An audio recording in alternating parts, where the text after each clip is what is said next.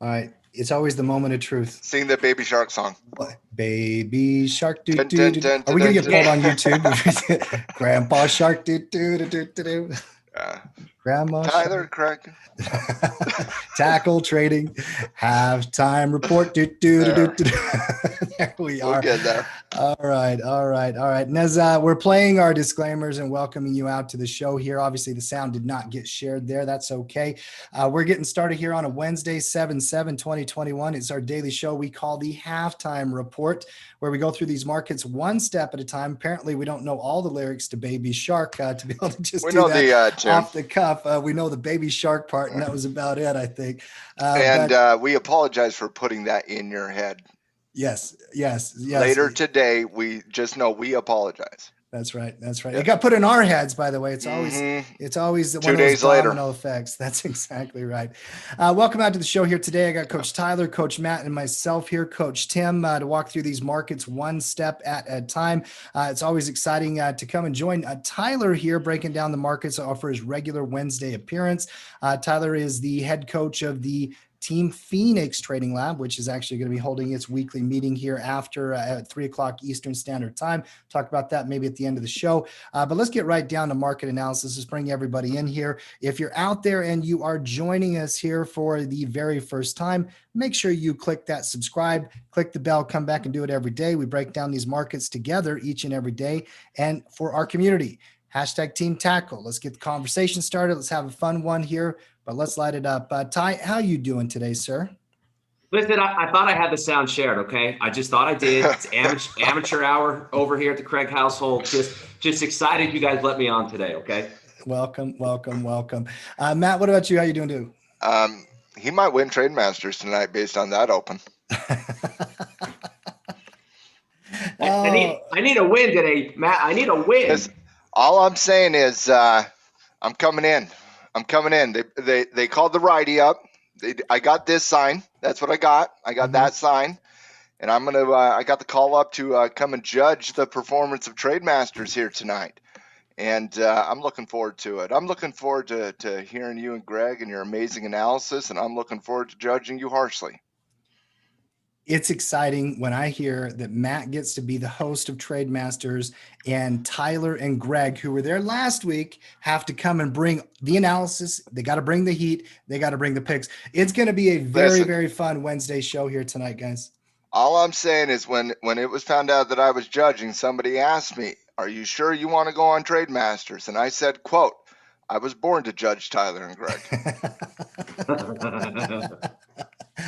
Oh, Tyler, you better be ready, my friend. Bring the heat here tonight for that show, 7 o'clock Eastern Standard Time. All I'm going to say, if you sell a naked put under support, I'm going to blast you. I already got my GameStop and I'm just throwing AMC it out picks there. all Those squared away. are detailed. That's important to me. GameStop momentum play, AMC. That's not a good start. We started with you might win, and now it's moving in the wrong direction here, young man. But listen, I hear you loud and clear, Matt. I got you, man. Meme stocks all the way, buddy. You heard me? Okay. Meme stocks, sell naked puts, 20 deltas. Let's do 10% spreads. Let's do all those trigger words tonight, Ty. Goodness. All right, let's get down to market analysis here one step at a time. Let's start with the S&P 500. You know, started the week off on a red candle, breaking its winning streak, and everybody loves a good winning streak, right? Eventually, they all got to end. It tried, though. It tried by the end of the day. It tried. It gave it a chance. It almost got there, not quite, though. But now here we are starting a new upward day and a first green bar after yesterday here for the week. Let's start with you, Tyler. Obviously, give me a technical read. How are you seeing the chart here on the S&P? I think the S&P is just kind of misleading because there's a lot of stuff that's been going on beneath the surface. It's so impressive that this thing just hugs all-time highs every day. Like yesterday, it's like a toddler runs away from his mommy, thinks he's brave. He's going to go bearish for a day. And then like by the end, he's like, can't do it. Going right back to mommy.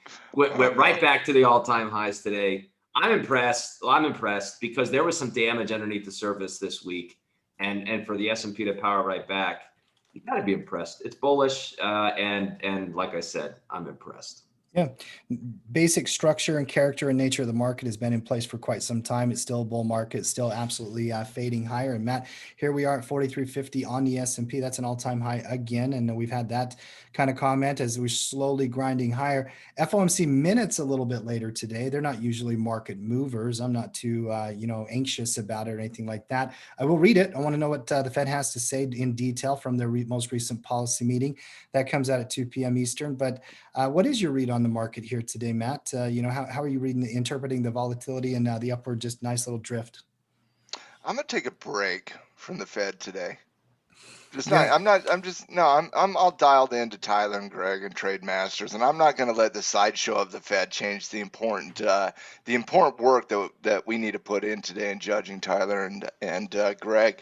So I'm not going to be paying attention much to the central bank, but I do agree with Tyler. I mean, when you're looking at the major market indexes, I'm not sure it does tell the complete story of what is transpiring in the stock market, and quite frankly, you can say that a lot of times, but you can really say that over the course of the last year, post-pandemic, as we've seen themes emerge in the markets that drive certain areas of the market, sometimes in the short term, sometimes in a little bit more prolonged type of position analysis, like we saw with the economy reopening up play from November all the way through June of this year. But I'm not sure that the market itself tells the story of what is actually transpiring. I think the sectors tell the story of what is actually transpiring in the marketplace.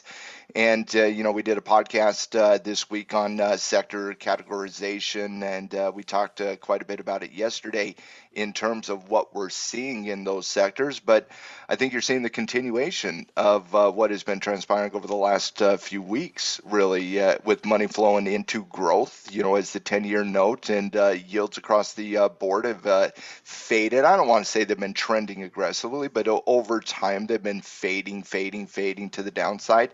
That typically does influence the growth trade and money flowing into growth when yields go down. And so you have seen a continuation of that, and that has carried the S&P, the NASDAQ to all-time highs, and the Russell 2000 and the Dow fading a little bit underneath that. But overall, the market is healthy. It's just rotating, and people that have been quick on rotation over the course of the last year have been paid off. Yeah.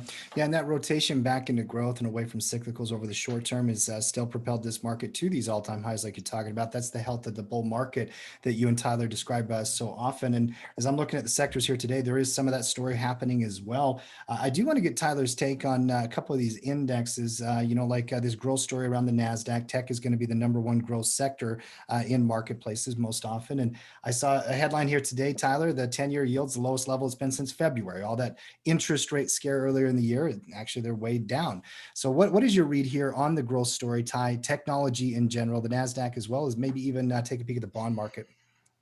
Yeah, dude, if you've been focusing on like small caps the last 3 days, you're like, oh man, it is not good out there. Like, I don't even want to open up my terminal right now.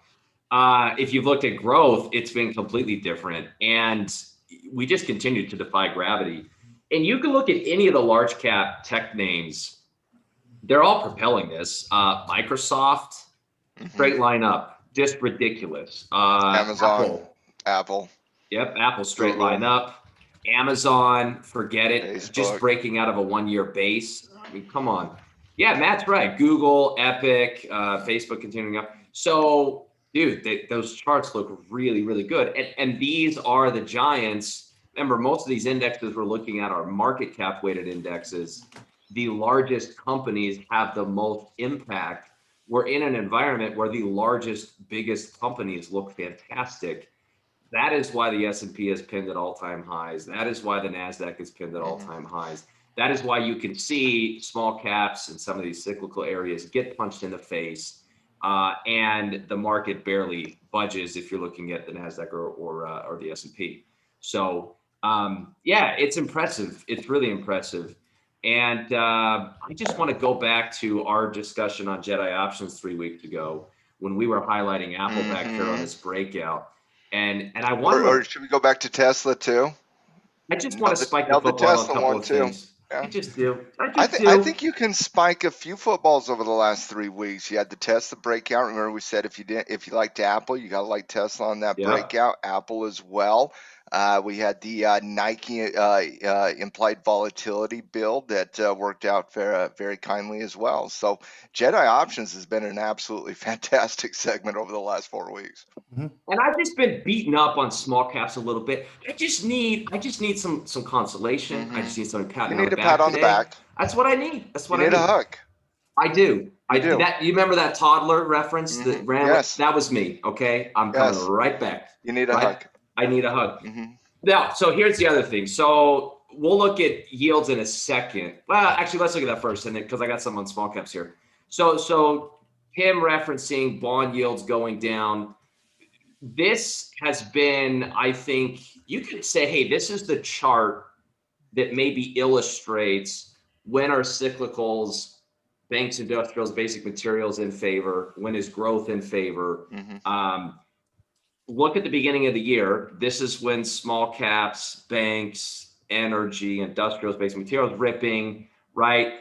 Growth got smacked a little bit February, March, if you remember. So rising interest rates favor the cyclicals. Then we peak in late March, early April. Since then, rates have just been clobbered. And you've seen the pendulum swing back and growth stocks doing quite well. And this thing's accelerating. This thing's accelerating to the downside. And they don't care about inflation on these. Like people are falling all over themselves to lock in a 1.3% return for the next 10 years. Like, good luck with that, fellas. Yeah. Bond prices don't care about that funny green line too. No. The 200, yeah. No. They don't care about that. This isn't a stock where you're like, hey, the investors are going to come back in on the 200-day moving average. No, this is the bond market. This is different. Yeah. Well, and here's one other chart. I built this while we were playing around here. So this is the purple line is the NASDAQ, right? Which we're using as a proxy for growth stocks. And then you have yields or the 10-year yield behind it. The correlation between the two has been pretty back and forth. But look at here recently, like post-May, as interest rates have been dropping, you've seen a very strong negative correlation between interest rates and growth stocks, which means falling interest rates has been propelling growth stocks. Yes. So if you want evidence more than just the rhetoric, more than just us spinning a tail, I mean, here's your evidence that for the last 2 months, falling interest rates has been supportive to growth stocks, and they're virtually just a mirror image of each other in opposite directions. So, and it has for a long time, right? The entire story from 2009 through 2020 pre-pandemic was low interest rates support high velocity growth because you can borrow money at an extremely cheap rate and you can pay it off with growth over time. And so you're seeing that correlation come back, and it's very compelling data. It's extremely compelling data. And if the philosophy is interest rates are going to continue to fade down until the Fed acts, growth will still be in favor. Correctamundo. Now here's what I find interesting about today with small caps. You are getting a little bit of a relief here, in the areas that have been hit hardest. So for instance, take a look at the sectors. Basic materials leading today. When's the last time you were able to say that? Industrials, second best sector, right? Financials, you still kind of suck. Energy, you suck. But whatever. Like take a victory when you can take it. So those leading has helped a little bit. I like the hold of support here on IWM. This thing was down over 1.5% earlier today. I'm hoping this thing can not spill over and close at the lows today. But I like the bottoming action, the springy action in small caps on the intraday chart, finding some support here. It's a good look after 2 days of sucking for a while. So it just, I think, makes me a little happier than if small caps were getting destroyed again today and everything else was up. What does the market look like if growth pauses for a minute and then these guys pull back up? It's just like, dude, rinse and repeat, man. Let's just keep this going. Yeah. Well, and at some point we're going to have another, conversation about that narrative. But for today, we do see, materials and industrials firming up just a little bit here, while energy is Well, still a drag. So it's kind of a mixed bag with cyclicals right now. Go ahead, Maddie. well, and it is a little bit of a mixed bag, but let's not get too surprised if something consolidates and hesitates for a little bit. It was very hot Mhm. for a long time. It's Mhm. okay to take a little bit of a break while the growth has its moment. And so, yeah, I could definitely see a little bit of that, but I don't think you should shy away from these areas of the market, quite frankly. Yeah. Yeah. In fact, can you give me a read on a couple of these sectors here, I Tyler? mean, Go ahead. just one last point. We look at the S&P from an index perspective, and Tyler makes a wonderful point. The reason it's at all-time highs is the current strength of Apple, Google, and the big dogs, right? Mhm. But it also made about 14 all-time highs in the first 6 months based on the strength of the small caps, the Yep. mid caps. Over time bull market, you want that diversification. Mhm. And that's why people like indexing from a retirement perspective, so they don't have to constantly trade the themes that drive these markets over time. Sure. Well, and one thing you've actually seen recently that at least headlines that I've seen, and I think I put it in the tackle today a couple days ago. Mm-hmm. The lack of participation, how there's fewer and fewer narrowing leadership, right, as the bull market goes on. One of the ways that will improve is when and if you get maybe small caps and some of these other cyclical sectors making some new highs, right? Making some new highs. That will eventually kill the argument that, hey, we're only being led by a few, big stocks. Yeah. Wait till small caps make a Well, comeback and then that's gone. and my thing with Apple and those big dogs, it's only been the last month where we've been led by them. You're This right. is in the last 18 months, this has been a broad-based market activity. It hasn't been the Apples and the Googles only. It's been broad-based. So I don't think the last month represents some significant factor in the market the same way we saw those big dogs of Apple, Netflix, Google and Microsoft and the likes lead from 2013 through 2018. Yeah. Yeah, and look, those bears are like little puppies beneath the I said table they're still bears. looking for scraps. Okay, you give them a morsel that is Oh. like declining breath or something, and they're like Man, I all thought over bears it, were like all over it. They're jumping on it. I thought the bears were like the Loch Ness monster, just fairy tales and fables at this point. Bears hibernate till they don't. I'll just say Yeah. that. Maybe Timmy the Bear's got to At make a some point, comeback. aren't they just dead though? No, Oh. never just dead. Eventually, even if it's years and years and years, eventually they have that one moment, right? And then they always point to that one moment, like, "Oh yeah, Oh we were yeah. right." Yeah, but the Bulls had 14,000 of those moments. I'm Don't just saying, confuse me with the which one facts. gives you more happiness? That's all I'm saying. Fair enough. Fair enough. Ty, can you flash through a couple of the sectors for me here today? I just want a quick technical read from your perspective. XLI is an interesting chart to me. Obviously, it's got a nice little performance here today and it's firming up. There's almost a little bit of a breakout potential happening there on the intraday chart. What's your interest here on this XLI chart?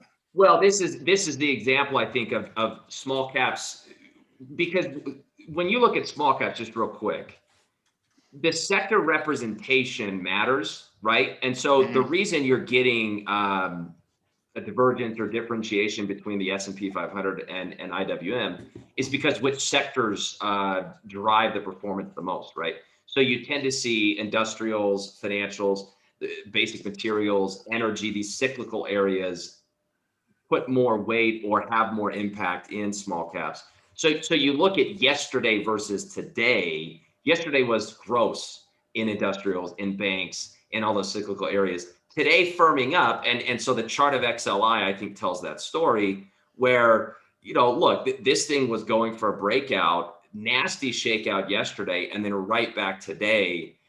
Probably as good of a comeback as you could have hoped for when you were midday yesterday and this thing was a massive red bar, right? You got to be pretty emboldened and encouraged by the snap back here.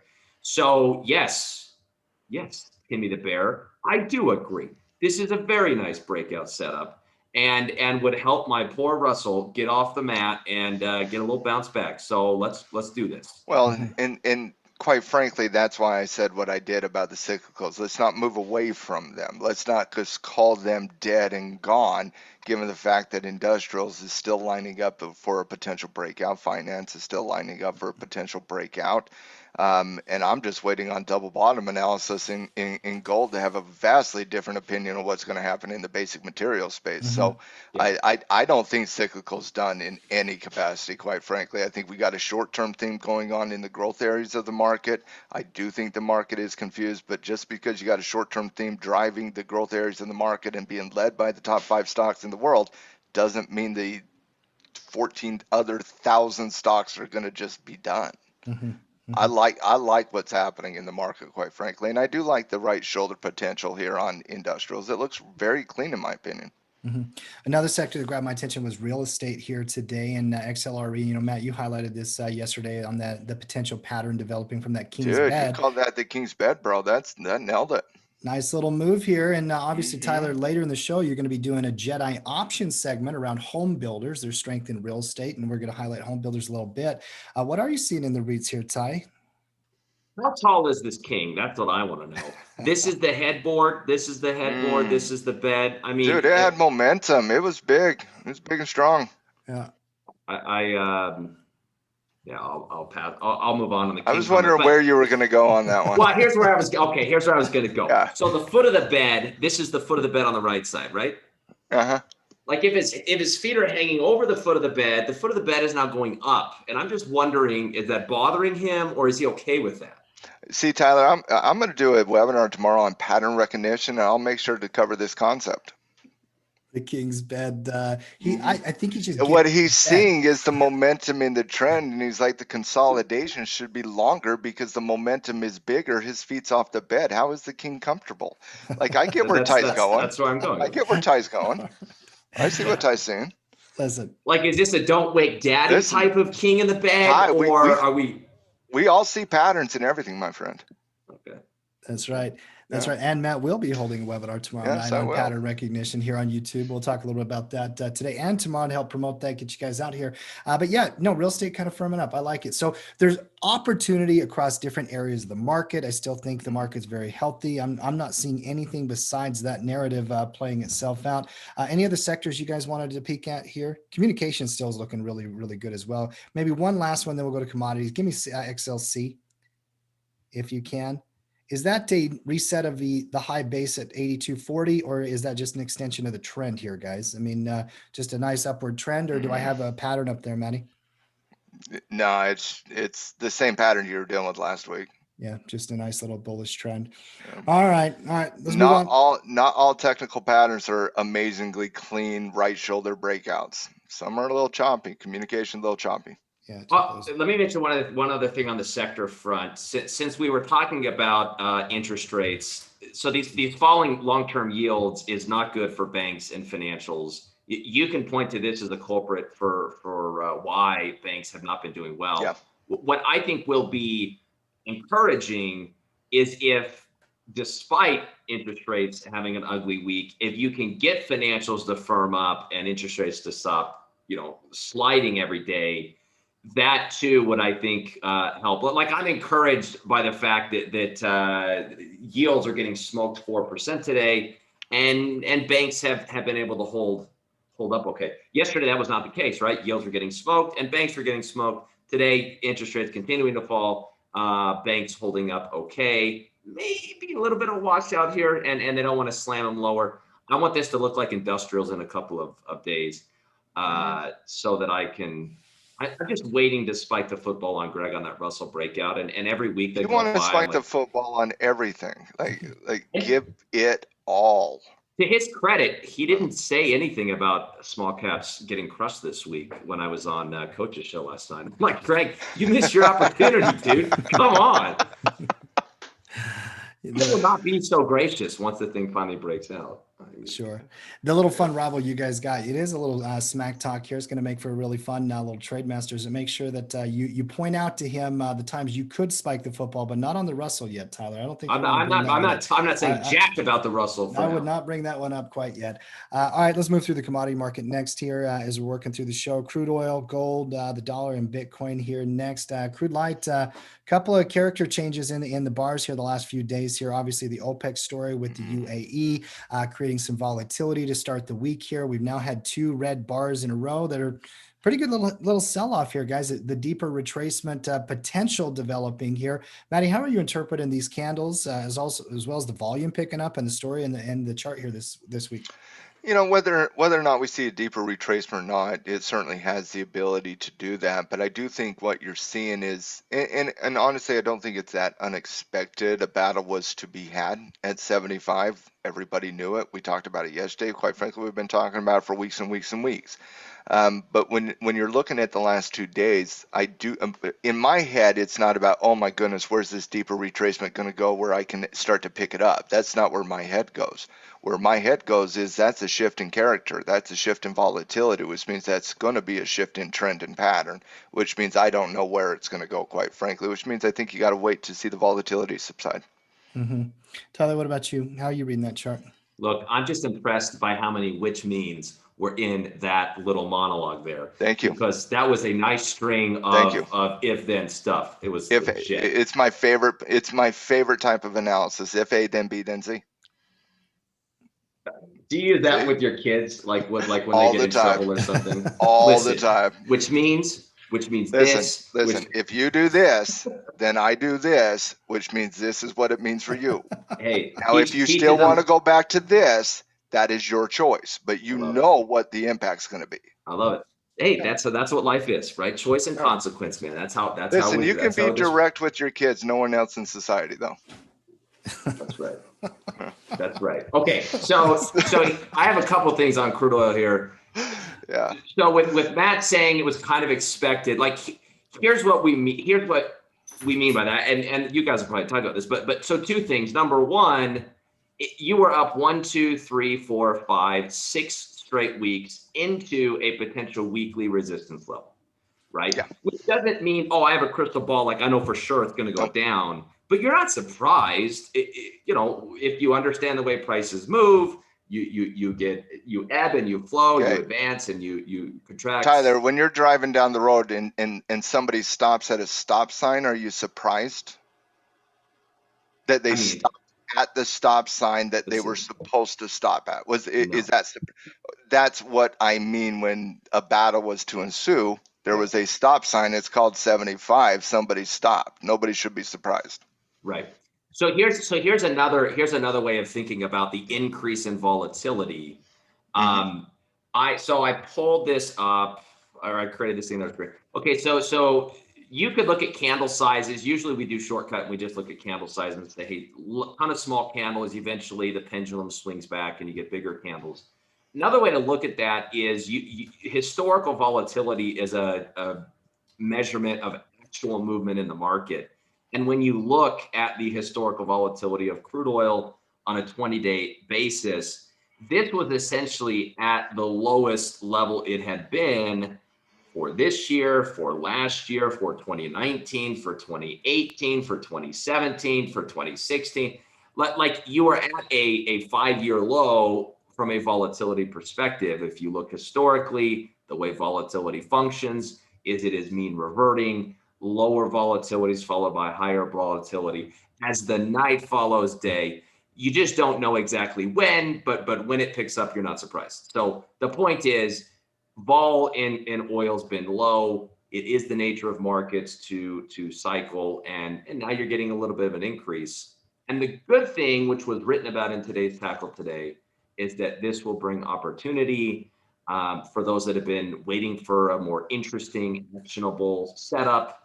Look, crude oil is probably not going to go to zero. This dip's probably eventually a buy. This increase in volatility gives you an opportunity. Those are the things that traders should be focusing on here versus getting, freaked out. Yeah, when you do see a shift in volatility, it's a shift in character. It always makes me think about what is transpiring to shift that character, to shift that volatility. And typically what I do see is when you do see a shift in volatility, you see trends change and then consolidation happens. And kind of what I'm seeing over the last 2 days does remind me a little bit of the shifting volatility we saw in February in the crude market. And that didn't see crude go down. It saw crude become volatile, become a little bit, crazy up and down, but it really never went down. It just kind of volatile stabilized. And so when I'm looking at crude here today, I kind of see the same thing, that we're seeing that shift in trend and we're seeing the shift in pattern. And whether or not it takes time to stabilize and give us a better pattern or not, I don't know. But I do know that the previous trend is over. You violated too much. Your volatility has changed. You got to give it some time. But let's talk about hypothetical dips here. Okay, the BFTD, right? The buy the dip. Where would that dip be for you, Tyler, from a technical perspective, where you would start looking at it as a potential viable opportunity here? Yeah, that's a great question. And I think for me, this is gonna spill into the energy sector as well, right? So you can apply the same logic there, Yeah. whether you play XLE, Exxon, any of the energy stocks versus crude. The tricky part with today is today is like the first day of it, who knows where it closes. Let's say it closes below support here. Like, this is the first bar where you're breaking a prior pivot. Yes. That's always a really, really hard bar to do a trade on, right? Yeah. What you hope is that, okay, if we're going to get the dip, like get it oversold towards a support zone where I can actually get a fat pitch here. This is not a fat pitch. 50-day moving average would be like, toss it up, hit it out, right? Yeah. Hit it out. Yeah. So the 50 MA, I think, would be a logical level, about 68.5, right? Mm-hmm. Give me a dip there. Which means you are rooting, however perverse this may be for you It's bulls. weird. We are rooting for this to go down a little more to give us a better opportunity. Yeah, but don't you think any bull that's been around the market longer than like 3 months understands what you just said? Mm-hmm.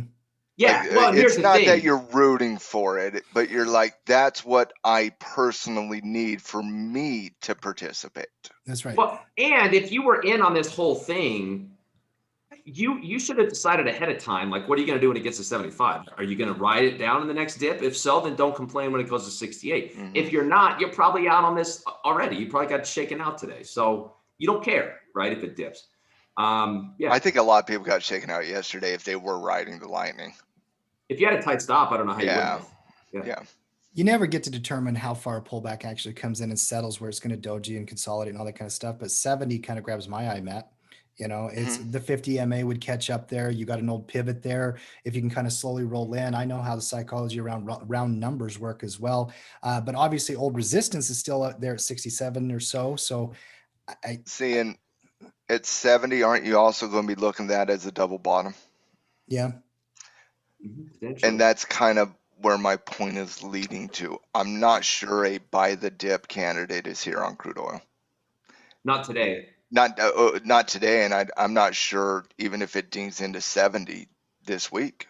I'm not sure that's and don't get me wrong, day trade. I'm not talking those shortest time traders. Day traders do whatever they do. I'm talking something a little bit longer term, swing trade, position trade. Sure. You're at 70, and here's the point at 70. You don't have an increasing support level if it comes into 70. 70 is your support level. Mm-hmm. And so now if crude comes back into 70, you no longer have a bullish trend. The bare definition of a bullish trend is a higher high, higher low. You no longer have a higher low. If you do not have a higher low, that's not a bullish trend. Probably be one of those where it would just need to then consolidate, set up a new pattern, and then reset that trend. Yeah. Which means I do believe crude's at least for me, I'm looking at selling things. I'm not looking at the buying side of this from a crude perspective right now. Mm-hmm. Mm-hmm.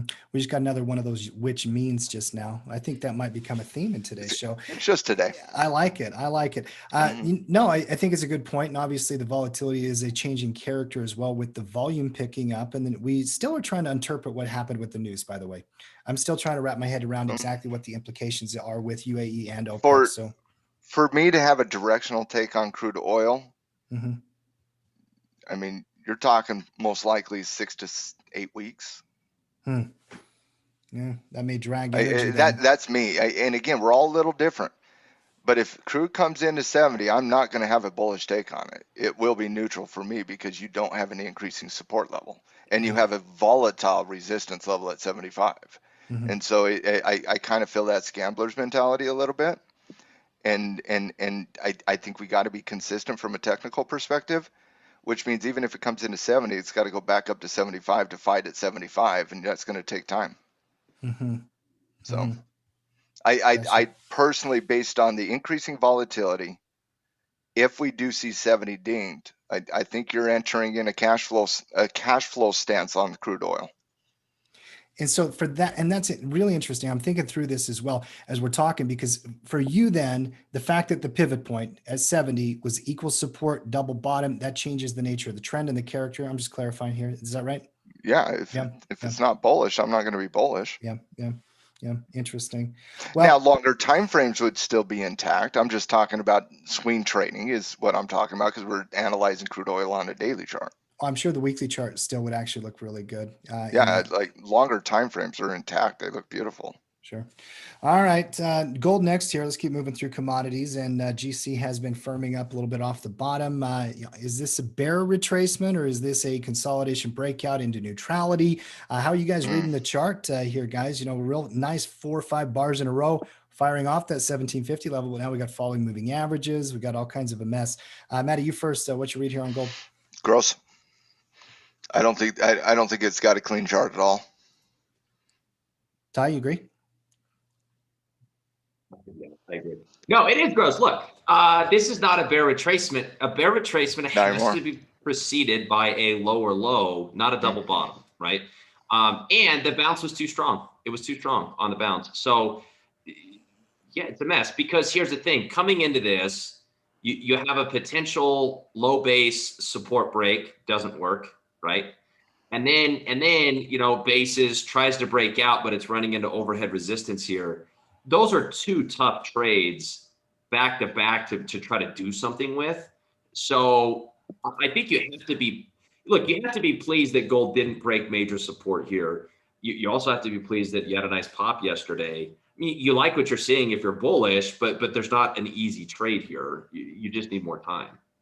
Mm-hmm. There's just so much noise between 1800 and 1830 on this chart to get excited in those price levels. And I said yesterday on the podcast, it's not that I don't like the 1800 level. I do like the 1800 level, but where's it gonna go? Honestly, you got a 20-day moving average. You got the rock solid 250 right there at 1830. There's chop to the left of the chart. And so it's very difficult for me to see a path that gold takes when it doesn't have a supporting theme. And so I just kind of feel it needs some, and this is the thing for me in a lot of instruments this week. It needs a little bit of time. It just does. And yes, Tyler nailed the technical analysis. That's why I love technicians. He nailed the technical analysis. That can't be a bearish retracement when you have a double bottom. Just remember that tonight during Trade Masters, Matt. Tyler, you stay technically, buddy. I'm already anticipating this show. That's going to be fun. All right. Well, I love the analysis on both the commodities. By the way, there's not much I want to add to it, but I do want to say one thing here on UUP last, and Bitcoin's not doing anything. We can reference it. But Matt, here's another day where gold is up, even though still messy and nasty, while the dollar is also up a hair as well. In the very, very short term, they have kind of disconnected their inverse correlation. We'll see if that continues, but this dollar continues to strengthen. All right. They'll figure out they don't like each other. They don't like each other. They went to marriage counseling, but they'll figure it out. Yeah, they don't like each other historically. We'll see when that comes back. Last one is Bitcoin. You can take a peek at that chart, Tyler. It is just stuck in the middle of. Oh, and by the way, on the dollar and gold, that's one of the reasons why it's kind of difficult for me, because it's like, okay, which one? Yeah. Which one? Because they're not both going to go up. That's right. It's a head scratcher right now. Yeah, it adds a little complexity to it. Ty, anything you want to highlight on the Bitcoin chart here? No, I think for me, and we've talked about this, I'm calling this a shakeout candle on the 22nd with the high volume. The longer it stays above that, the happier I am. So it's fine. It's absorbing overhead supply. It just needs time. So. Gotcha. All right, let's move into stock talk. And there's only really one story I want to talk about today before we go into Jedi options. Matt, did you have anything on Bitcoin? I don't know if I heard you there. I was going to have him break down Coinbase chart real quick. I just want to get his read on it. Let's take a peek at it. COIN. Ray wrote an article on Coinbase this week, Matt, and I think I know what you're saying here. Okay. We're on the same page, bro. We're on the same page. Like I see got what you're you. doing. I know what you're thinking here. Unlike Mark, I cannot be convinced through flattery. I have no idea what you're talking about, man. I know you don't. I'm just spitting. We're on the same page. Okay. All right. Look, you had a nice breakout. Yeah. By the way, I think when I was writing about Coinbase versus Bitcoin, they do have a pretty strong correlation. Right? I kind of feel like, especially over the last like 6 weeks. Yeah. Yeah. And so whether you understand why doesn't matter, right? The fact is that they do seem to be kind of taking a Why page do you from think each other's they are? Well, the best argument I've heard is because you can't buy Bitcoin in a regular brokerage account, right? You have to trade futures. And those who don't want to go buy it on Coinbase or go buy it on Robinhood or whatever, view Coinbase potentially as a proxy for Bitcoin. Tim, what did I say on Coinbase's IPO regarding this discussion? People are going to view it as a proxy. I said Coinbase will be the 100% proxy for Bitcoin moving into the future. It's just how we do it. It's how we always, because buying a stock is ingrained in our DNA. Yeah. Buying currency, isn't it? Buying commodities, isn't it? But it's buying a stock. Yeah. Okay. So the implication then is, if you want this Coinbase pullback after this breakout, this retest of old resistance to have a shot, you don't want to see Bitcoin get crushed 20% the next week. Oh, heavens, no. You don't want that. You want your argument, Ty, on that shakeout day. Yep. Right. You want that stabilization. You want that argument to play out. You want that 30K on Bitcoin to solidify itself in cement. Yep. Because that would shore up this chart here on Coinbase. I'm getting more interested every day as long as that 20-day moving average kind of holds. You see it rotating over there? Yep. Did a little kiss on the cheek this morning. Yeah. Say good morning, hon. Yes. Here's your coffee. Let's go. Yes. Yeah, I like it. What else did he say? She said. I'm just saying it might be on Trademasters. That it might be, Ty. Oh yeah, I was going to go there, but yeah. By the way, I'm thinking through this. Greg did veto me 2 weeks ago. That's right. I do remember that. This could be an easy I'm call. not over it. This could be an easy call for you. I got a question for you now, Matt, going along this line of thinking, because you did nail this in terms of being a proxy for Bitcoin when Coinbase came out. But I'm looking at the chart and I was thinking through the crypto markets, knowing Ethereum as well as I do. I mean, could it be a proxy for both? Because if you look at Ethereum, Coinbase is I don't know. I don't track Ethereum as much as I track Bitcoin. It's because I'm not an active trader in the crypto market any longer like I once was. And so I don't track Ethereum. I track Bitcoin because of the analysis in the stock market. I got to think through this one because Ethereum has bounced back a little bit better than Bitcoin. Well, I know, but the bounce back, it has. But again, the stabilization on Coinbase, you look at the double bottom on Bitcoin, you compare that to the double bottom on Coinbase. I do think you're a little bit more correlated just based on the naked eye. Sure. I'd look into it, but Ethereum strength isn't going to hurt Coinbase. No. Like that's all that's going to do is add to the argument for Coinbase. You know what I mean? And so if Bitcoin solidifies itself and Ethereum's already rocking and rolling in its reversal, that's just going to add to, not take away. Sure. Yeah. All right. Love the combo here, guys. Let's move on. 260 is the ultimate number on Bitcoin, though. 260. The breakout? I just like some of the front. Coinbase. On Coinbase, excuse me. Yeah. Only one stock story that I wanted to cover here today. There was a couple upgrade downgrades and some names like Beyond Meat and those types. But Amazon or Microsoft, let's actually do Amazon first here. There was a $10 billion cloud computing contract that was awarded to Amazon from the U.S. military. And here's the interesting thing. This was originally going to be a contract that went to Microsoft. It's just a reason for me to highlight and bring up the long-term breakout on Amazon, quite frankly, because I think some of the strength on Amazon is as much technical as well well as lower interest rates and also the growth stuff that's happening across the market, as well as some of the story. But the story did help propel it a little bit yesterday. That did break midday there yesterday. Tyler, we talked about this chart in our show yesterday. How do you interpret the Amazon breakout from this long-term perspective, and how would you approach something like this one? Oh, it's amazingly bullish. I think this is an example of news following price. It's like, hey, what are the odds? I think so too. What are the odds that this news breaks when Amazon is breaking out, or that one pursued the other? It's like, look, folks, believe it. This crap happens all the time. They just use whatever the news, and it's almost like insiders or just self-fulfilling type deal. Some of that, like, yeah, I agree with that. So, I mean, here's the thing. I am curious. So I wasn't on the scouting report. Did Amazon come up as a consideration in the meeting? Amazon is an improved pick. I did not add it to the actual options report video, but yes, it was on it's a watch list candidate.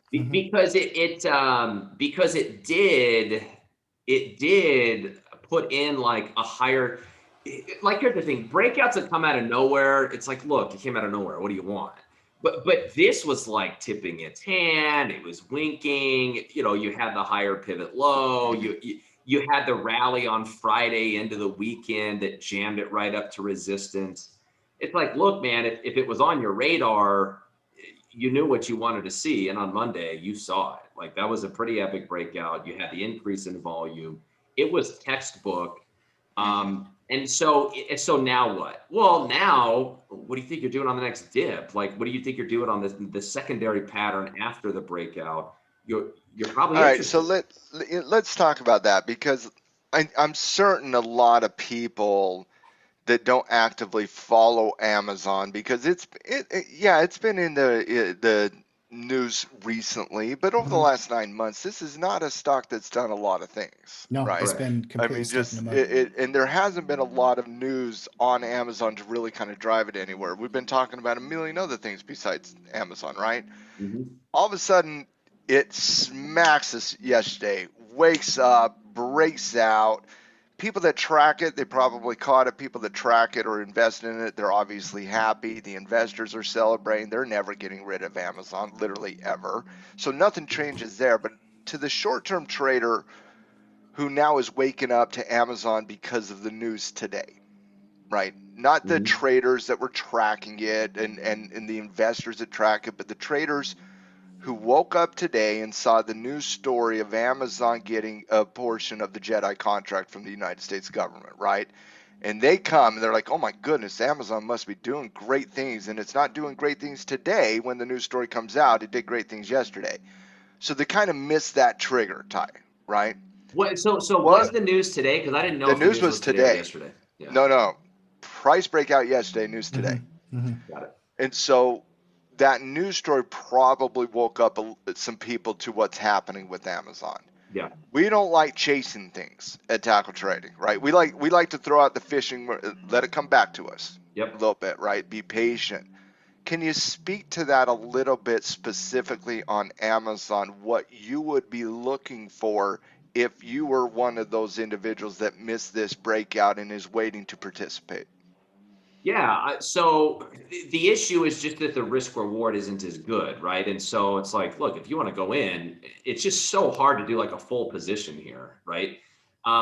So the prudent approach is you wait for the next setup, which either comes as a retracement, right? As a nice little pullback towards support that gives you a dip buying opportunity, which quite honestly, Coinbase, you want a template. How about Coin? I mean, Coin broke out. I'm going to zoom in because you can't really see it very well.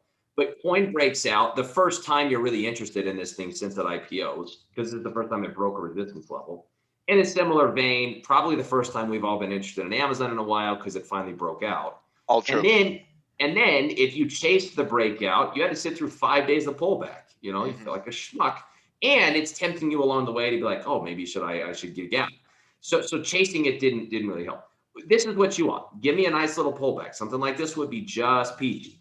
Will it do that? I don't know. But that would be the first thing I'd like to see is give me a little pullback. Some flags, some retracements, something along 3-4 days, maybe coming down. Yep.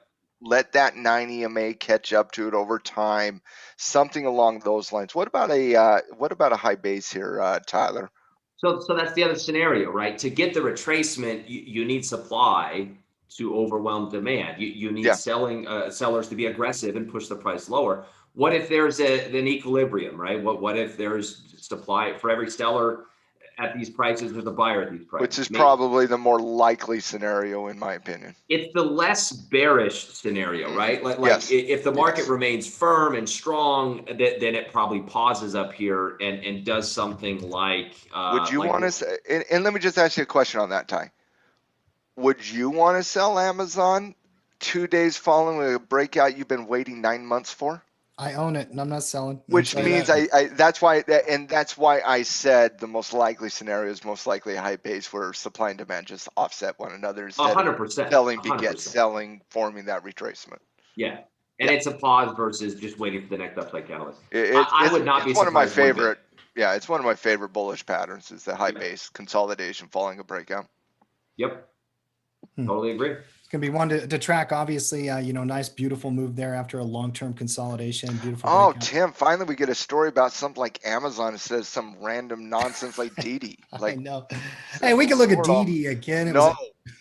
It wasn't a story yesterday. It's still not a story today. We know. Was the contract really a Jedi? Is that an acronym, or are they taking a page out of Star Wars? He's so excited about it. He's so excited about Star Wars. He's just like, I'm going to go rewatch I'm going to watch The Mandalorian right now.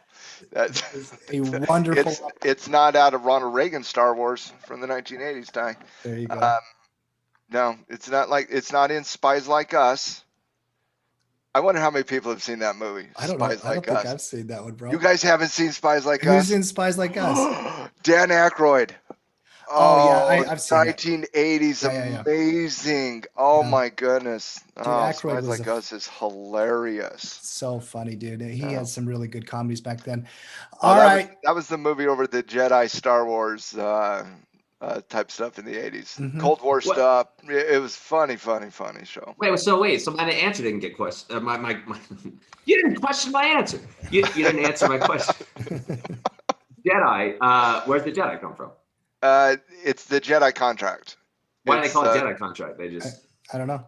I wasn't in the planning meeting. The Pentagon called it a Jedi contract. They called it Jedi. It has something to do with space and all that. Okay, I gotcha. All right. It's probably some clever acronym, I'm guessing. Whatever it is, I'm into it. Like whatever it is, I'm like, yeah, Jedi, 10 billion, up into 12. Let's go. There you go. I'll look into that. But by the way, it's an easy transition into Jedi options right now. And it is our weekly segment we do on Wednesdays here with Coach Tyler, where he gets to kind of geek out in the options market. He finds either one pick or a couple of picks. He's done it several different ways. He dives into the analysis as to why he likes them. Usually there's a theme behind them, technical pattern, whatever it might be. Then he looks at different ways he can play it in the options market, either through strategies or volatilities, considerations, those type of things. Tyler, what you got for us today, man? All right. So I pitched a couple of different angles for today. Could have done something, just so you guys know where my head was at. Could have done something in energy, but per our commentary today, a little early, right? A little bit early. That'll probably firm up and maybe give us a better opportunity down the road. So instead of trying to buy weakness, we went with not chasing strength, but rewarding strength and focusing on what's strong. And today, I don't know that this is a sector or industry that I have focused on in Jedi options. So a little change of venue, which is nice. Home builders are perking up today. In fact, I'm just curious, up 1.73%. If I look at my liquid ETF list, got the most actively traded ETFs in the market, and I sort by percent change, XHB is almost the top performer. So there's the reason why my eyes were attracted to this. I mean, look, home builders have been hot. Real estate has been hot. We're in the epic part of, I don't know what you want to call it, a super cycle maybe, but real estate's been nuts everywhere. I think that just has increased the sentiment, the optimism around home building stocks, to say nothing of the fact that technically they've been in fuego. We had a correction, a deeper correction in home builders, which was deserved and probably overdue. And so what you do in situations like that is you say, okay, look, I'm interested. The weekly chart in this thing, and come on, this thing went from 24 to 80 in a year.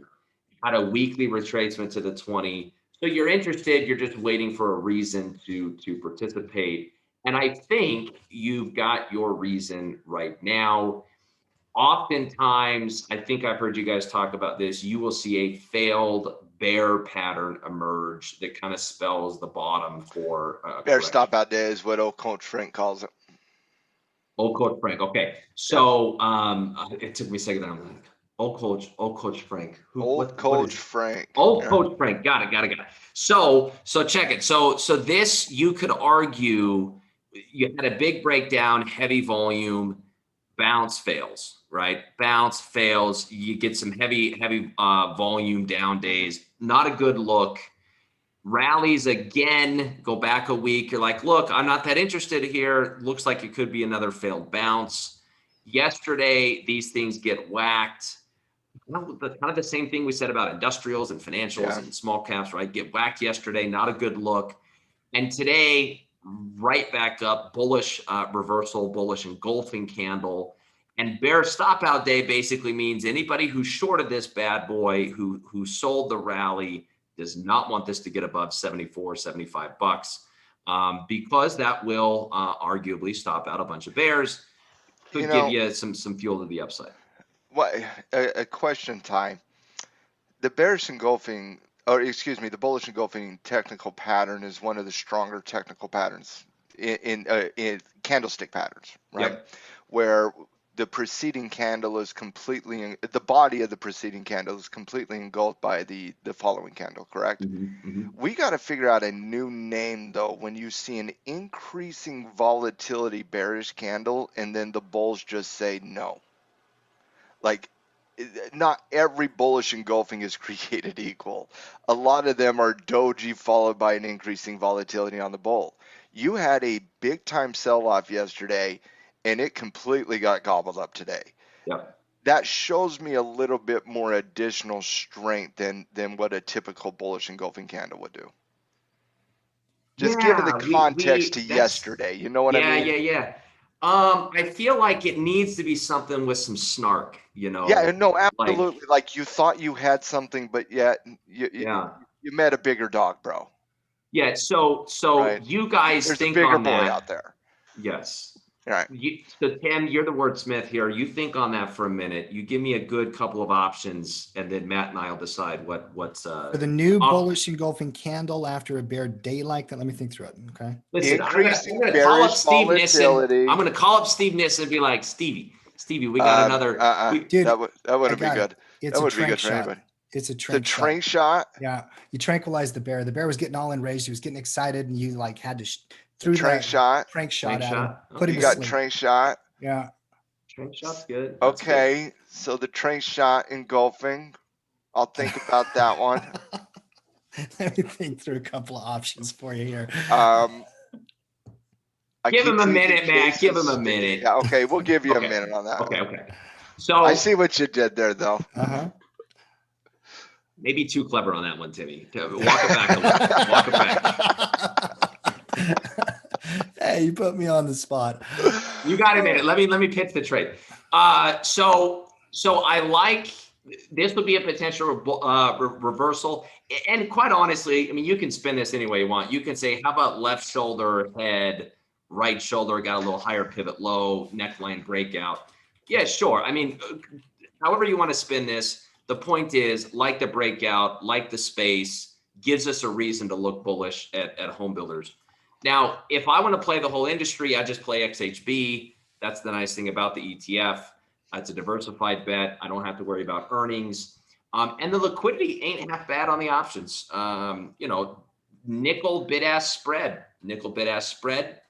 I like it. Plenty of open interest. I say plenty.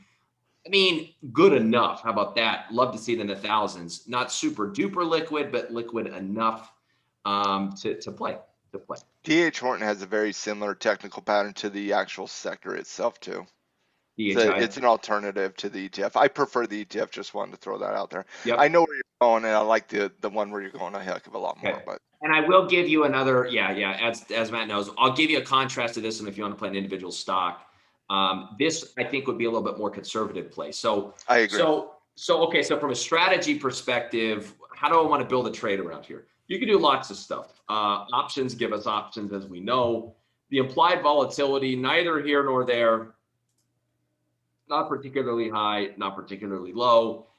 When I get in a situation like this, vol is just not a consideration then, right? That's not going to sway me one way or the other. I'm going to focus more on which strategy I think better fits my technical outlook, and maybe which strategy I have a preference towards, I have a bias towards. So I think in a situation like this, I'm going to go with more of a mildly bullish play, a little bit higher probability, like +1 would be my directional bias based on our spectrum that we teach. I'm going to do a diagonal spread.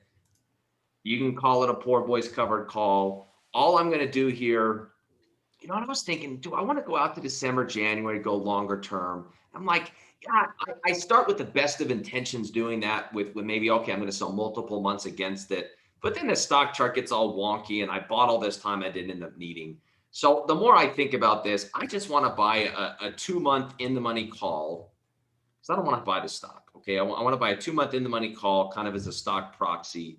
Give me a 70 strike, you get higher open interest around those whole numbers. So I'll take a 70 strike, 71 delta, paying $5.70 at the midpoint.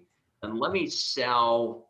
Now you could say, okay, do you want to do the August monthly? Do you want to do a 30-day? I ain't messing with the weeklies unless they're super liquid. And that ain't the case on XHB. So I'm going to go with the AUG and I'm going to sell maybe a 30 delta. I'm going to sell a 30 delta, be the same as what I would probably do with a covered call, pick up $1. It's going to reduce my cost by almost 20%. So I'm going to control click, sell the AUG 77 strike. So I got a SEP 70, AUG 77, $4.68. You say, I don't know what that is at the top of my head. I can't picture it. Well, go look at the risk graph and you'll see what I'm talking about here. It should, if properly structured, look like a covered call, right? But I didn't have to pay too much for it. Paid $4.68. I like the shape. Okay. If this thing gets to 77, max profit, you look at the blue number down here, we're talking $240. It's over a 50% return. Which is plenty. And all I need is this thing to head towards 77, which I think is completely realistic. If this breakout sticks, 77, you could certainly get there in 44. What happens in a trade like this, Ty, where you're doing a diagonal spread? You obviously have a bullish stance on it. What happens to the trade? What happens to a diagonal spread if we see sideways action in the home builders over the next 3-4 weeks?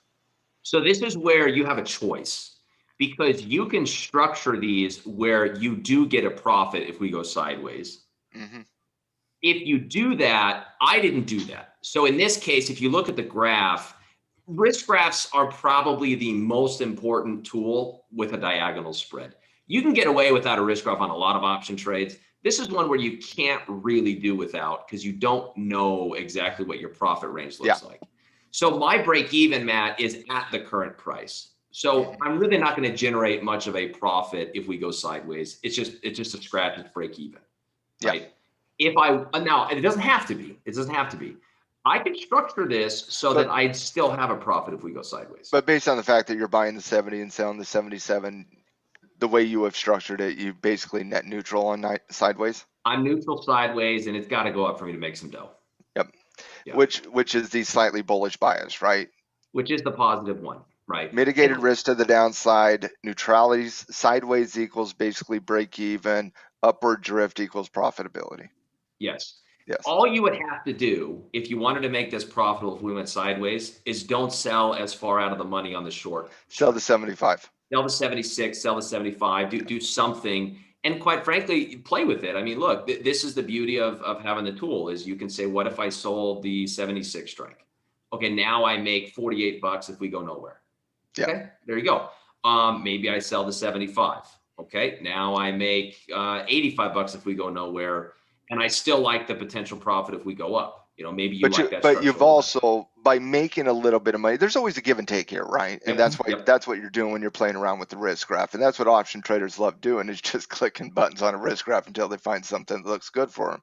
Yep. But what you're doing is you're giving up some of your profitability to the upside for a little bit of profitability and neutrality, and that's the give and take we make as traders. And reducing cost, by the way. Yeah, and cost reduction. Mm-hmm. Yep. Yeah. So there is always a trade-off between the probability of making money and the amount of money you actually make.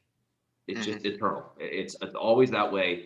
And in doing this, in widening the profit range and lowering the break even, which means I make money if it goes sideways. There you go, buddy. Right? Which means I have a higher probability of profit. Keep going. Which means I can't make as much money, right? Like what do you want? So any one of these works. Any one of these, buy the 70, sell the 75, 76, 77. I like all three of them. It's just a matter of preference. Mm-hmm. Yeah. So that to me would be like cash flow play, a little bit more conservative. If I want to lean bullish off of this, what did we call it? Off of this trank shot engulfing candle here. Well, Jeremy Johnson out there, Team Tackle, likes the idea of an engulfing bear slayer candle as well. So the bear slayer, the bear slayer, bear slayer. Give me a second, Jeremy. That might. I need that one to soak a little. Soak it up. But does bear slayer roll off the tongue as well as trank shot engulfing? It's a trank shot engulfing. That is why he makes the big bucks. All right, can I give you my second one while you love to hear it. Yeah, let's see it. I do have a question about the weeklies at some point, but so are you, when you said the weeklies were illiquid, because if it was me, I'm building the September, I kind of would prefer like a 30-day option. I have no problem with August. Just wanted you to clarify what you saw in the weeklies that made you decide to stick with August. Okay, well, so this is where experience comes into play, right? We call this inference. Inference, Timmy, that's your word of the day, okay? I inferred, because I looked at the monthly options, and I see a lot of strikes that have less than 100 contracts, right? The at the money had 543, which was great because it was a whole number in at the money. Okay, because I knew the liquidity was okay on the monthly, but not fantastic, I inferred that the weeklies are not going to be as good because they're never as good, right? On the liquidity scale, monthly's always on the top, weekly's beneath, right? So I didn't even look at them because I'm pretty confident they ain't going to look that great. If I wanted to confirm that, I would have opened up the 30-day. I would have looked at the open interest and said, in fact, I was right. There isn't much there. So that translates into wider bid-ask spreads. Now, is it immediately a deal breaker? Yeah, maybe not. I mean, if you're okay with playing with zero open interest because you anticipate the open interest will grow as this gets closer to expiration. Well, and a quick point on that, it will grow as it gets closer to expiration because these weekly options have simply not been as available as the monthly options. And so it will increase the liquidity. So typically speaking, the inference of weekly options being less liquid is absolutely correct, but something that is traditionally liquid from a tradable instrument, weeklies will be fine. And you're kind of seeing that in the bid-ask spread, right? They didn't start out with $1 by $2. No, it's $1.60 by $1.75. So I think the tighter bid-ask spread would give me the go-ahead if I wanted to do it. And you could compare it to the weekly that has 2 days left that's been around for a month and say, oh, well, this guy had open interest accumulate, and it getting ready to go out, maintain a bid-ask spread of 10, 15 cents. Okay. I mean, this is the future of this 30-day option. Right? You know what you're playing with. Yep. So Tim, you could do it if you wanted to. No, I appreciate you going in and look, just don't call me up when you put in your order and you're at the midpoint and you're sitting there twiddling your thumbs like, hey, I ain't getting filled, man. I ain't getting filled. that's just, you might have to navigate the bid-ask spread and adjust the order a few more times, but Gotcha. you could do it. You could do it. When in doubt, play the monthlies. Mm-hmm. Yeah. Okay. So what's our second play? What are we Okay. So the comparing against? second play is to pick an individual stock in XHB. You sure as heck ain't going to pick another home building ETF. Why? This is the best one. This is the most liquid. You're not going to go with something else. It's redundant. So instead, maybe you drill into the constituents, the holdings of XHB, see if you can find something nice. And I did that. I looked at Pulte, I looked at KB Homes, DHI, and we liked Lennar. LEN, I think, was the most mature reversal, the best looking reversal. Just compare it in your mind's eye to what I showed you on XHB. XHB was below the 50-day moving average, just trying to break out. This thing broke out a week ago, a little two-step pullback, and is popping again today with a nice little bullish engulfing itself. So leader in the space, right? We reward strength. We like leaders. We like those that have relative strength. So this to me is a better pick than, say, bottom fishing on KB Homes, which doesn't look as good as the sector, right? So LEN, I think, a top pick of the individual holdings because of the strength and because I want to have some contrast here. Not going to do another poor boys cover call or diagonal. I'm going to go with a bull call vertical spread. Simply going to shoot for this to go to 110 as the target. I think that's pretty clean. I mean, you could probably say it's triggering right now. You could have a little more confirmation if you want, but I like where it's at as the trigger. I like yesterday's low, maybe, or even $100 as potential stop areas. So I can map out a low risk, high reward potential trade setup here, which is part of the appeal. Then it's just a matter of, again, how do I want to play it? So long calls, that'd be a +3 trade, make a lot of money if you're right, but you're requiring the stock to move a decent amount. I like more the bull call, which is like a moderately bullish, increases my odds a little bit, but still gives me a decent payout. So normally I like to buy around an at the money call and in this case, sell the 110. I'm not sure if it has a 102 strike. So could buy the 105, sell the 110, but let's see what we got available here. I kind of wish we had September options because now my choice is go 3 months out. Hey, I don't know the months. What am I? August, September, October, November. 4 months. Go 4 months out or do 6 weeks.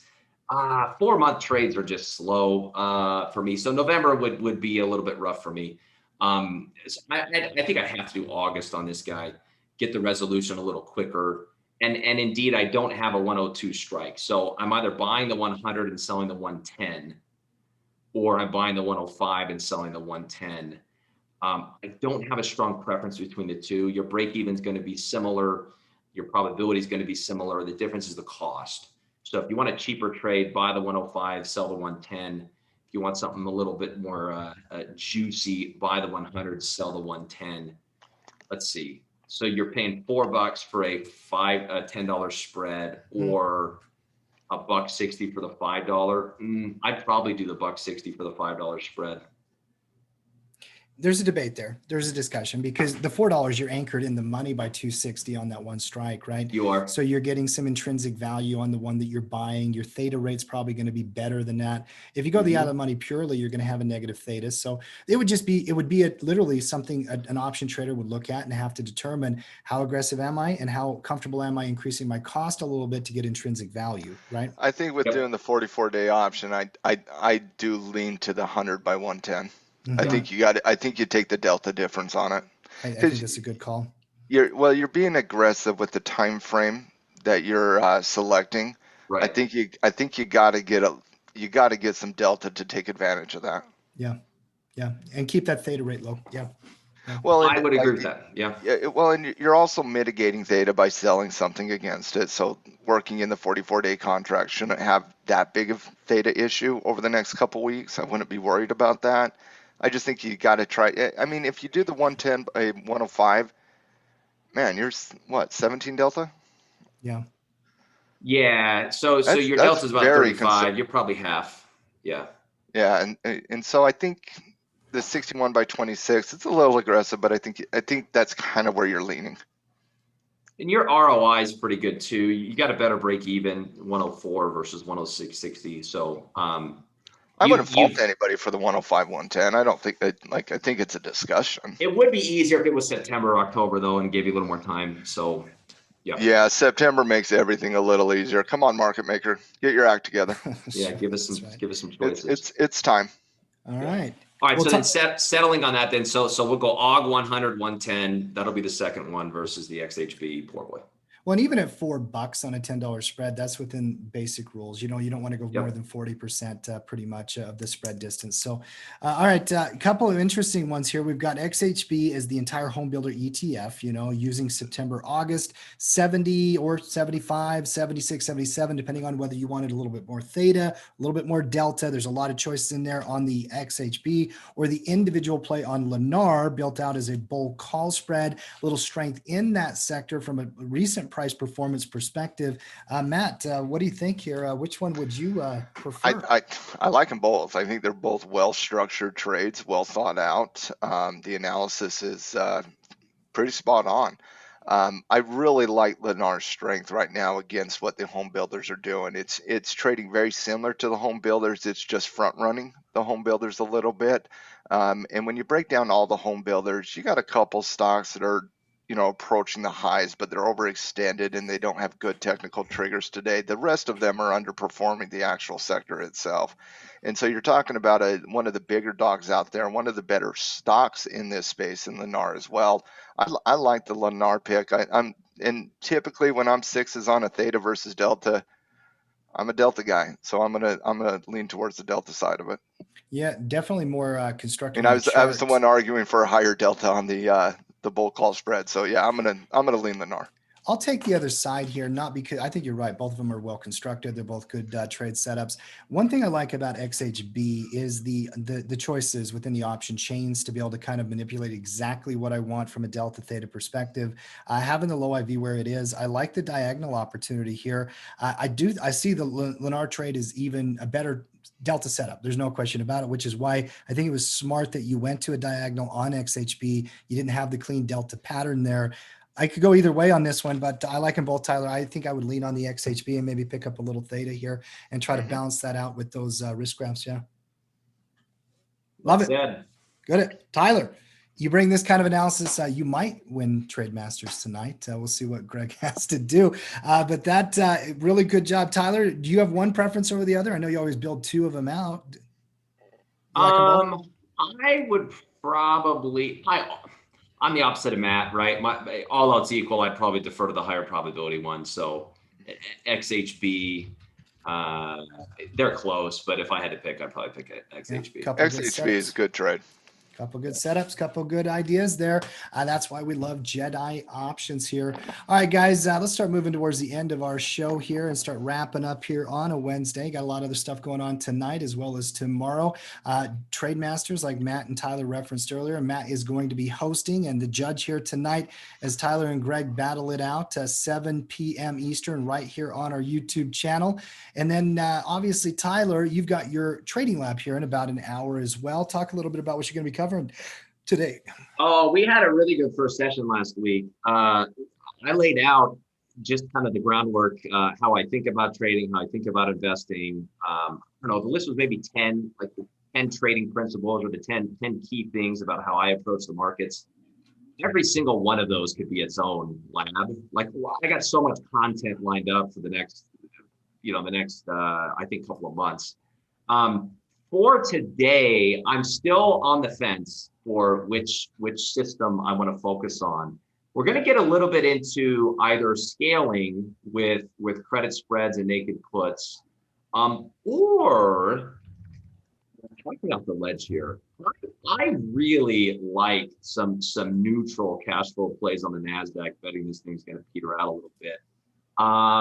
So I may do some put calendar spreads on that. I'll probably put it to the group, but one of my two favorite systems will be on display in today's lab. Team Phoenix, 3 p.m. Eastern every single Wednesday. You know that you can always sign up for those labs with a 15-day trial right from our store page. Maddie, final thoughts from you here on a Wednesday here. Fed minutes are coming out in 6 minutes, but you got to take a break from the Fed today. We will probably dig into them later. I know you. You can't help yourself. I say I'm gonna take a break, and then at noon I'm like, okay, what are they gonna say? What did they say? What did they say? How? No, dude, you can never take a break from the Fed. They're all around us. You know, you guys were talking about trading labs, and while you guys were talking about trading labs, I was kind of catching up on some of the Discord conversations that some of those lab participants are having, and you know, I didn't know where Discord was going to go. It's a new thing for us to tackle trading, using Discord as a communication tool for our community. But I really like what it's becoming. It's only been a week, but the participation is starting to increase. What I really like about the lab so far, and this is something that I feel is going to happen organically, is where these coaches take these labs. And I love what I've been seeing from Tyler, Emily, and Mark regarding communication between each other, talking about what's working for their lab, what's working for them, trying to make them the best labs out there. And I just absolutely love that. So if you're not part of Trading Labs yet, definitely get involved with Trading Labs. You got Coach Mark on Thursday, you got Coach Emily on Monday, and then Tyler's obviously the last hour of the market here today. So definitely get in those labs. But also, if you're part of the labs, make sure to get into Discord and participate in the ongoing conversations that are happening in those Discord channels as well. And we'll probably do some cool things with Discord over time. You know, I honestly would love just every now and then just to pop in for an hour, ask any coach, just kind of hang out. I love that. So we'll be doing some more things with Discord over time. But definitely, if you're part of the labs, definitely get into the Discord channels and participate in those ongoing conversations there as well. And then tonight we have Trade Masters. This is my first time judging. I get a judge. I'm so excited to judge this. I shouldn't be this excited to judge this, but I'm very excited to judge. We're going to have a lot of fun in Trade Masters here tonight, and looking forward to hanging out with two amazing traders in Coach Greg and Coach Tyler. And then tomorrow night, guys, we are having our ongoing July 4th holiday sale pushed as we do at Tackle Trading every year. And typically I do a webinar in those time frames. So tomorrow night, I will be doing a webinar with Coach Tim on our YouTube channel at 7 p.m. Eastern Standard Time on pattern recognition. So looking forward to that as well. Got a lot of things happening with YouTube this week, and I get to hang out and do some of it. So I'm looking forward to it. Yeah, always exciting to have these events coming up. And tonight, obviously, Trade Masters, tomorrow with our special webinar, and everything else going on over at Tackle Trading. The one question I got for you, Matt, as we wrap up, how many word count changes in the FOMC minutes today? What's the over-under? Oh, man, I never track that in the minutes. They do it in the statement. Yeah, just the statement. There's going to be a couple hot takes today, but that's about it. I can't wait to get your hot takes on them, hear what you have to say. Obviously, I think we're not going to get much out of the Fed until I'll hide an Easter egg nugget in the Trade Masters tonight, see if anybody gets that hot take. Very good. All right, Ty, enjoy tonight. And everybody else out there, Team Tackle, make sure you join us live, 7 o'clock Eastern. I did drop a link to the Tackle Trading store where you can find all of our current sales. What about the Bear Hunter? As well as the Trading Labs. Bear Hunter. The Bear Hunter. The Bear Hunter. Stop out candle. Bear Hunter. I was thinking about a reference to Brad Pitt, Legends of the Fall, where he did have to kill that bear with his dagger. Leo. Yeah. Leo in, Leo. What was that? Yeah. The Revenant? The Revenant. How about, okay, here's my pick. Bull dunked. Bull got dunked? The bull dunk? The bull dunk? Yeah, you maybe. got if it breaks out. If it breaks out. You can't call it a dunk yet until it actually breaks out and confirms those. So I don't know. How about the bear got dunked on Ken? Dude, I still like bear trank shot, so I'm staying with my guns. We're going to work it out. We will be arguing about this 5 years from now. It's probably true. All right, guys, we're out.